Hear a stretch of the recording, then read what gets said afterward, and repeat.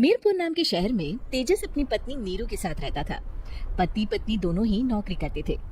एक दिन तेजस गांव अपनी माँ के पास फोन करता है।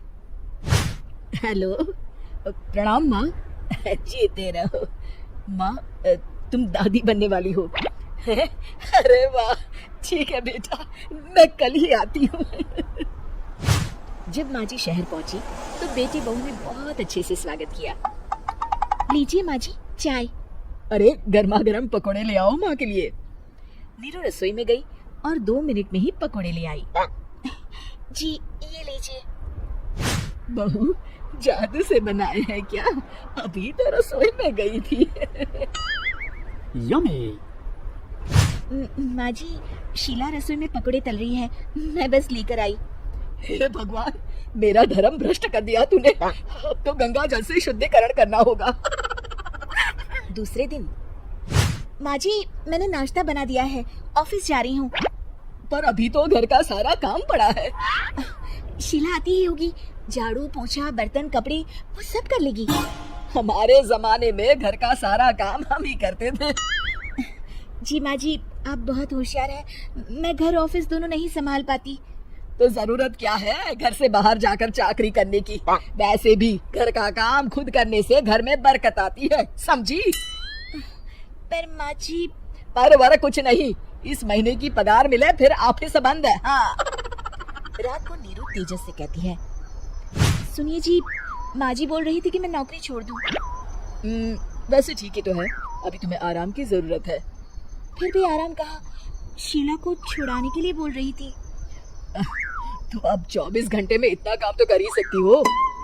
पर जॉब पसंद है मुझे, घर पर मन नहीं लगेगा। अगले दिन जब दोनों ऑफिस के लिए निकल रहे थे, मेरी तो कोई कीमत ही नहीं है इस घर में। माँ जी आजकल महंगाई बहुत है, रहन सहन भी बदल गया है, दोनों नौकरी करते हैं तभी ठीक रहता है।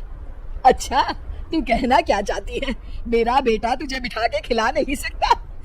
तू ही इस घर का खर्च चला रही है, हैं? नहीं माँ जी, मेरा वो मतलब नहीं था। मतलब खूब समझती हूँ, ये बाल धूप में सफेद नहीं किए मैंने। हाँ।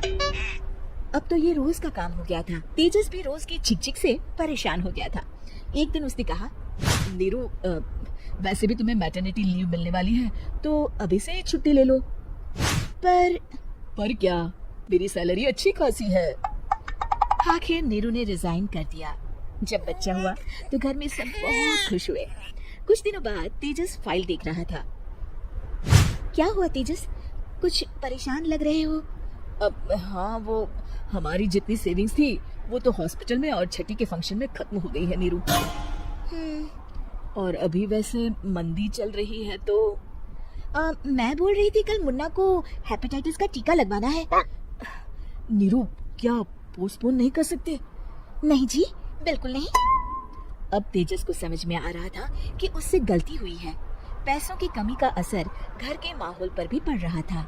अगले दिन, बेटा मेरा चश्मा और ये दवाइयाँ ले आना, पर्चा देते हुए माँ जी ने कहा। जी। तेजस, मुन्ना के लिए दूध का डिब्बा और डायपर भी ले आना, और ये किराने के सामान की लिस्ट है, इसे भी लाना है।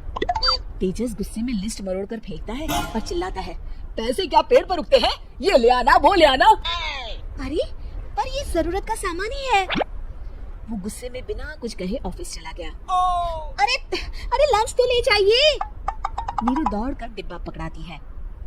एक दिन खाना खाने के बाद, नीरू, अब तो मुन्ना कुछ बड़ा हो गया, तो अब तुम वापस ज्वाइन कर लो ना जॉब।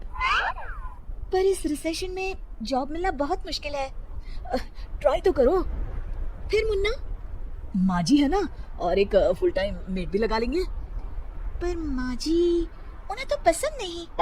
तभी माँ जी वहाँ आ जाती है और प्यार से नीरू के सर पर हाथ फेरते हुए बोलती है, अब मेरी समझ में आ गया बहू, पहले के और अब के समय में अंतर है।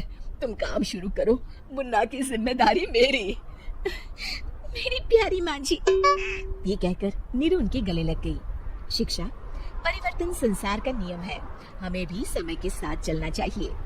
उम्मीद है कि आपको हमारी ये कहानी पसंद आई होगी।